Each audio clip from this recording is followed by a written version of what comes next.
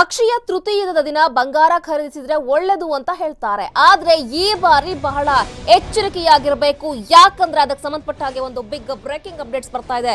ನೋಡ್ತಾ ಹೋಗೋಣ. ಈ ಬಾರಿಯ ಅಕ್ಷಯ ತೃತೀಯದ ದಿನ ಬಂಗಾರವನ್ನ ಖರೀದಿ ಮಾಡಬಾರದು. ಯಾಕಂದ್ರೆ ಈ ಬಾರಿ ಅಕ್ಷಯ ತೃತೀಯದ ದಿನ ಒಂದು ವೇಳೆ ಚಿನ್ನವನ್ನ ಖರೀದಿ ಮಾಡಿದ್ರೆ ಕೆಡಕುಂಟಾಗುತ್ತೆ. ಅಕ್ಷಯ ತದಿಗೆಯಂದು ಚಿನ್ನ ಖರೀದಿ ಮಾಡಿದ್ರೆ ಅಪಾಯವಂತೂ ಕಟ್ಟಿಟ್ಟ ಬುತ್ತಿ ಅಂತ ಹೇಳಲಾಗ್ತಾ ಇದೆ. ಹಾಗಾದ್ರೆ ಅಷ್ಟು ಮಾತ್ರವಲ್ಲ, ಅಪಾಯ ಮಾತ್ರವಲ್ಲ, ಜೈಲಿಗೆ ಕೂಡ ಹೋಗುವಂತಹ ಸಾಕಷ್ಟು ಅಪಾಯಗಳು ಎದುರಾಗುತ್ತೆ. ಚಿನ್ನದ ವಿಚಾರದಲ್ಲಿ ಸೆರೆಮನೆವಾಸ, ಕಾರಾಗೃಹವಾಸ ಮಾಡಬೇಕಾಗಿರುವಂತಹ ಅಪಾಯ ಕೂಡ ಈ ಬಾರಿ ಸಂಭವಿಸುವಂತಹ ಸಾಧ್ಯತೆ ಇದೆ.